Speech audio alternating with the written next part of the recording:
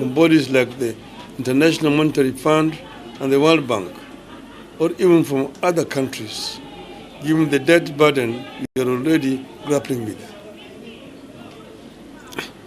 Under the circumstances, the most viable, tested and reliable means through which we can sustainably address the country's infrastructure needs is through public-private partnerships, what is called PPPs. This is the route that has been preferred by many countries that are undergoing similar challenges to Kenya's with regard to delivering public services under difficult economic situations. I have therefore followed with a lot of interest the current debate surrounding the efforts to improve JKA and our energy sector through PPP arrangements. I am aware that for several years now, Jomo Kenyatta International Airport has been in need of overhaul and upgrade to bring it to par with the new airports being developed by our neighboring countries.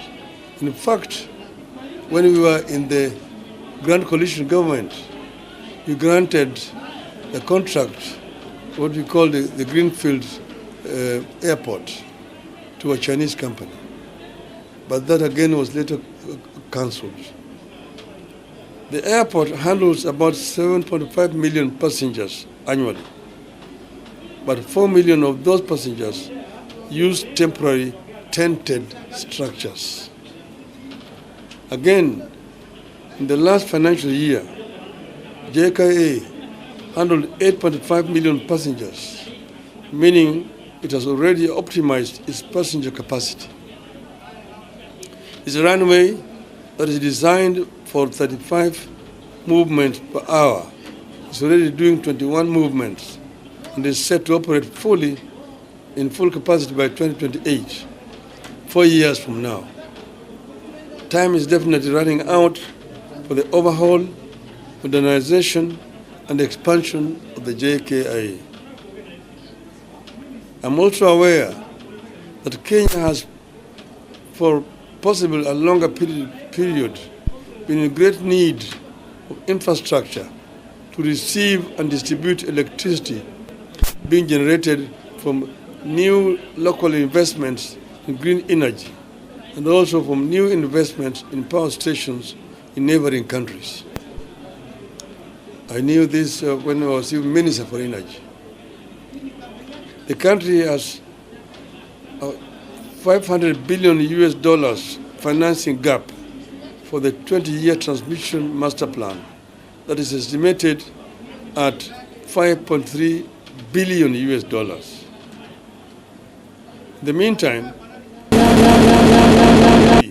with inadequate transmission capacity, insufficient evacuation capacity, system reliability, technical losses due to overloading of existing lines, and limited transmission coverage in remote areas.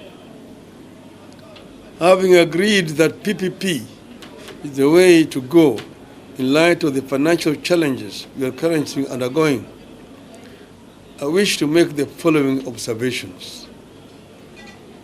1. The country needs to protect the framework of PPPs and in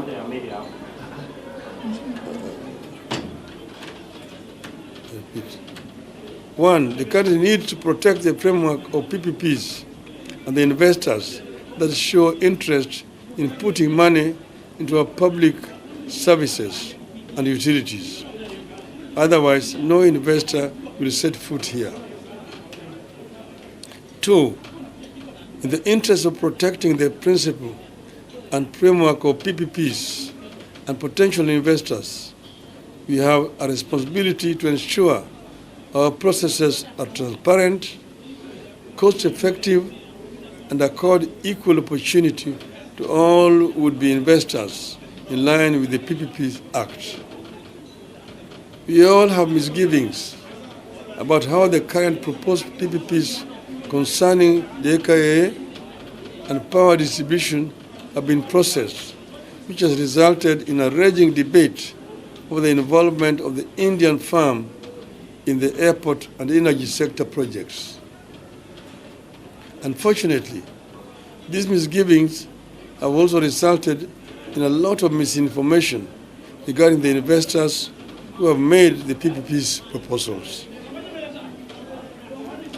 I have had a chance to interact with the PPP proposers in question. It is my duty to state what I know about them. When I was the Prime Minister of Kenya, I was introduced to the company and its activities by the Prime Minister Narendra Modi, while he was then the Chief Minister of the state of Gujarat. Indeed, Prime Minister Modi organized for a Kenya government mission to visit Gujarat, and I had the opportunity to visit this company's infrastructure projects in that state that included a port, a power plant, a railway line, and an airstrip developed out of what was a swamp donated by the government of India. I'm talking about Adani group of companies. I also visited the city of Mumbai to see the electricity projects set up by the company, where it serves over 13 million consumer meters in metropolitan Mumbai and the industrial hub of Mundra Special Economic Zone. Adani Energy Solutions Limited has a cumulative transmission network of 21,783 circuit kilometers of power transmission lines and 61,687 megavolts ampere transmission capacity. The company owns more than energy infrastructure than Kenya, Uganda, and Tanzania combined. In the same city of Mumbai, I visited the international airport that had been overhauled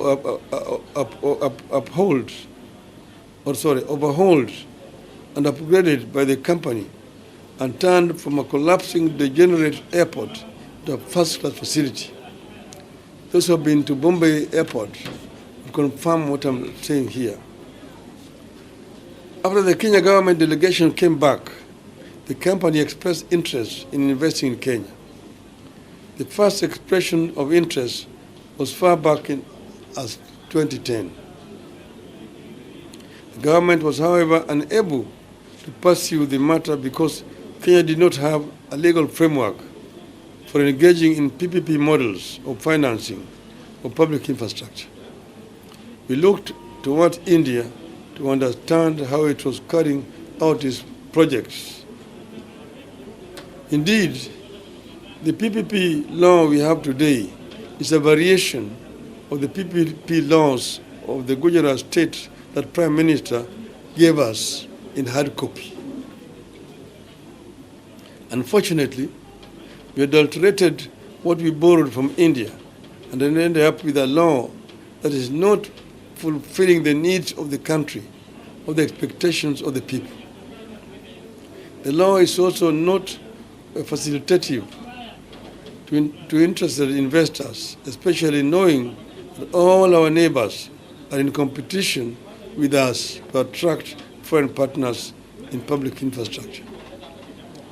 We must change the way we address our planned PPPs if we are to protect the current positioning of Kenya as the most profitable and reliable destination for PPP's programs, and at the same time ensure that the interests of the people of Kenya are protected. To secure and safeguard our national interests in PPP models of development, we must A, choose the appropriate PPP model that works best for the people of Kenya.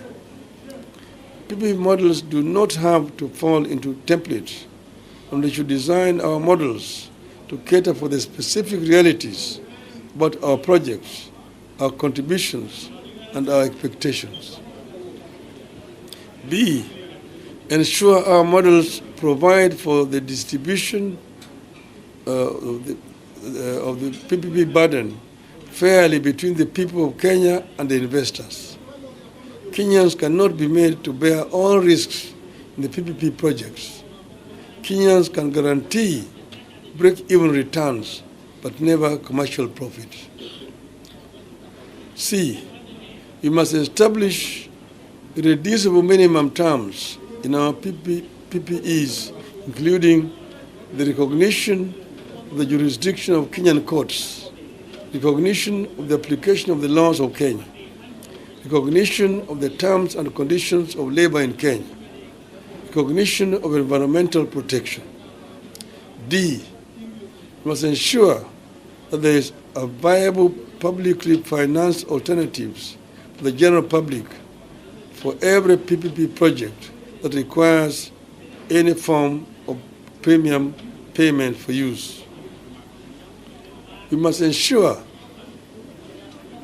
that the discharge by investors of their responsibilities under PPP is secured by performance bonds guaranteed by credible banking institutions.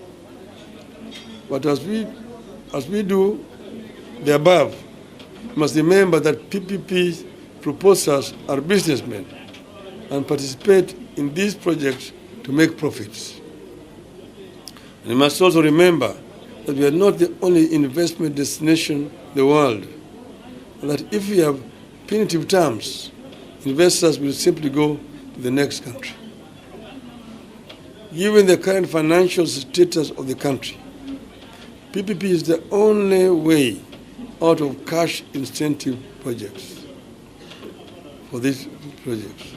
If we plant doubts in our capacity to handle the PPPs, we must be prepared for a prolonged period of development drought and risk being overtaken by our neighbors.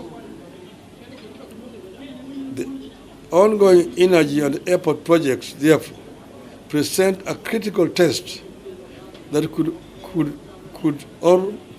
make, I want to repeat that. The ongoing energy and airport projects therefore present a critical test that could make or break our ability to compete in the field of infrastructure development for a considerable period.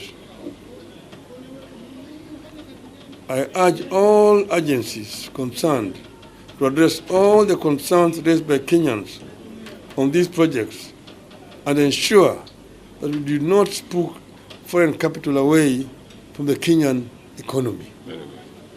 End of statement. The statement is about PPP, and if you have any question, let it be related to that.